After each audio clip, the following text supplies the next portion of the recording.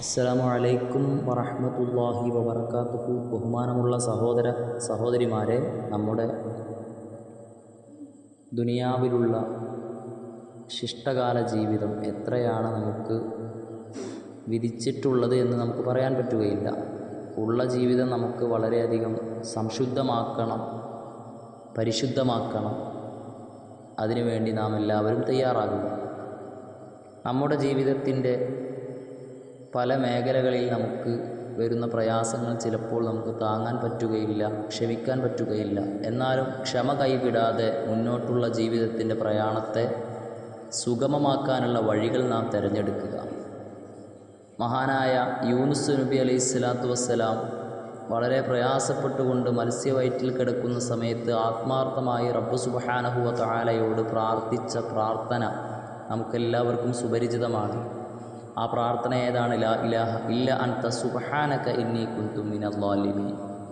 ലാ ഇലാഹ ഇല്ല അൻത, സർവ ലോകരക്ഷിതാവായ അള്ളാഹുവെ, നീയല്ലാതെ ആരാധനക്കർഹൻ ഇല്ല എന്നാണ്. സുബ്ഹാനക, നിൻ്റെ പരിശുദ്ധിയെ വാഴ്ത്തലോടുകൂടെ, ഇന്നി കുന്തു മിനൽ ളാലിമീൻ,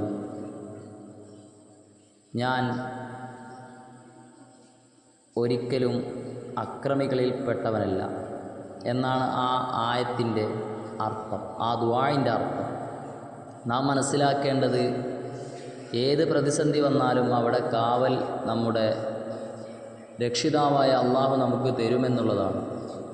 ഒരാൾ ഈ ദുആഇനെ പ്രത്യേകം മനസ്സിരുത്തി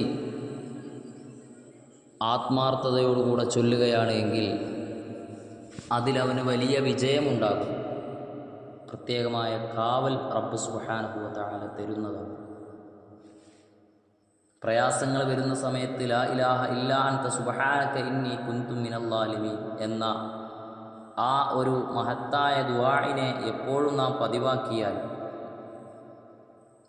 വലിയ വിജയം, പ്രത്യേകമായ റബ്ബിൻ്റെ അടുക്കൽ നിന്നുള്ള കാവൽ ഒക്കെ നമുക്ക് ലഭിക്കുന്നതാണ്. ഒരാൾ സുജൂദിൽ കിടന്നുകൊണ്ട് ഈ ഒരു ദുആഇനെ 1000 തവണ 12 ദിവസം ചൊല്ലുകയാണെങ്കിൽ വലിയ കാവൽ റബ്ബ് സുബ്ഹാനഹു വ തആല തരും. ഒരാൾ സുജൂദിൽ കിടന്ന് 40 തവണ ഈ ഒരു ദുആ ചെയ്താൽ റബ്ബ് സുബ്ഹാനഹു വ തആല അവനക്ക് ആ പ്രാർത്ഥനയുടെ പ്രതിഫലം എളുപ്പത്തിൽ നൽകുവാൻ ഈ ദുആ സഹായകമാണ്. സംരക്ഷണമുള്ള, അള്ളാഹുവിൻ്റെ പ്രത്യേക കാവലുള്ള ജീവിതം നയിക്കാൻ നമുക്കെല്ലാവർക്കും റബ്ബ് സുബ്ഹാനഹു വ തആല തൗഫീഖ് നൽകട്ടെ. അസ്സലാമു അലൈക്കും വറഹ്മത്തുള്ളാഹി വബറകാതുഹു.